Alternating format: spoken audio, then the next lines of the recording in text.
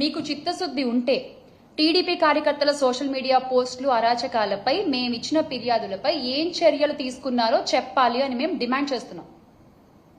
We are demanding that. ఎన్ని ఫిర్యాదులు ఇచ్చామండి, ఎన్ని ఫిర్యాదులు ఇచ్చాం, వాటి సంగతి అసలు ఏమైంది? కనీసం అసలు ఒకటన్నా చదివారా లేదా డస్ట్బిన్లో పడేశారా మీరు ఆ కంప్లైంట్స్ అన్ని? దాని గురించి మీరేం మాట్లాడరు. ఐటీడీపీ అనేటువంటి ఒక విష వృక్షాన్ని పెంచి పోషిస్తూ దాన్ని నడుపుతున్న లోకేష్ గారిపై ఎందుకు కేసు నమోదు చేయడం లేదు? మహిళలు, చిన్నారులు, వైఎస్ఆర్సీపీలోని నాయకుల ఇళ్లలోని ఆడవాళ్లని ఎవరిని వదిలిపెట్టకుండా ఐటీడీపీ వాళ్ళు టార్గెట్ చేస్తున్నారే, వాళ్ళని మీరు ఎందుకు ఎంకరేజ్ చేస్తున్నారు? మీకు మహిళలంటే అంత గౌరవం, మహిళల రక్షణ పట్ల అంత బాధ్యత ఉందని మీరు అన్నారు కాబట్టి నేను ఈ రోజున మేము ఇవన్నీ అడగాల్సి వస్తుంది. ఒక ముఖ్యమంత్రిగా ఉన్న మా నాయకుడు వైఎస్ జగన్మోహన్ రెడ్డి గారిని ఉద్దేశించి సైకో అని వ్యాఖ్యానించిన చంద్రబాబు గారిపై కేసులు ఉండవా? మహిళల జోలికి వస్తే అదే లాస్ట్ డే అని చెప్పిన చంద్రబాబు నాయుడు గారు, పీపీపీ గారిపై కేసులు ఉండవా? టీడీపీ సైకోలపై చర్యలు ఎందుకు తీసుకోవట్లేదు? ఈ రాష్ట్రంలో ఆడపిల్లలకు అన్యాయం చేయాలనే ఆలోచన వస్తే అదే ఆఖరి రోజు అని చెప్పిన నాయకులపై కేసులు ఉండవా? మా పాలనలో ఏదైనా తప్పుంటే మా కాలర్ పట్టుకుని అడగండి అన్న నాయకులేమో ఈ రోజున కాలర్ లేని చొక్కాలు వేసుకుని తిరుగుతున్నారు. మహిళలపై అరాచకాలు చేసిన వాళ్ళేమో ఆ కాలర్ ఎగరేసుకుంటూ తిరుగుతున్నారు. వా, అసలు ఇది ఈ రోజునున్న పరిస్థితి.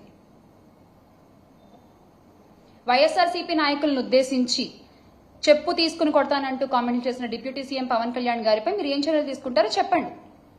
మహిళా నాయకులను ఉద్దేశించి మీ నాయకులు చేసిన కామెంట్లపై మీరు ఏమి యాక్షన్ తీసుకుంటున్నారో చెప్పండి. అప్పుడు ఒప్పుకుంటాం, అమ్మో మహిళలంటే చాలా గౌరవము, రెస్పెక్ట్ టీడీపీకి అని.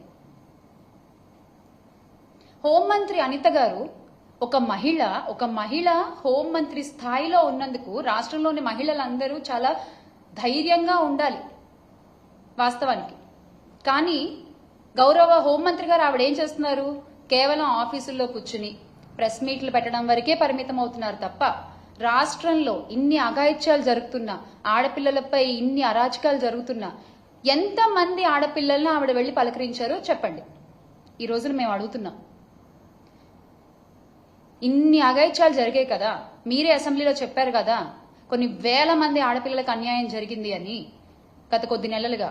మరి అందులో ఎంతమందిని ఆవిడ వెళ్లి పరామర్శించారు, ఆవిడ వెళ్లి పలకరించారు, నేనున్నాను అన్న ధైర్యం ఎంతమంది మహిళలకు ఆవిడ కలగజేశారు? అవేమీ ఉండవు. ఆర్భాటాలు మాత్రం ఏమీ తక్కువ ఉండదు. ఆవిడ బాధ్యత కాదా ఒక మహిళ అయ్యుండి? సోషల్ మీడియా సైకోలు ఇంత రకంగా పోస్టులు పెడుతుంటే ఆవిడ ఒక మాట చెప్పి ఆపలేరా దాన్ని? అలాంటివేమీ చేయరు. పోనీ మేము కంప్లైంట్స్ ఇస్తే ఆ కంప్లైంట్స్ ఏ స్టేజ్లో ఉన్నాయో వాటికి సమాధానం చెప్పరు. మేము మహిళల రక్షణ గురించి పోరాడుతుంటే దాని గురించి ఏమీ మాట్లాడరు.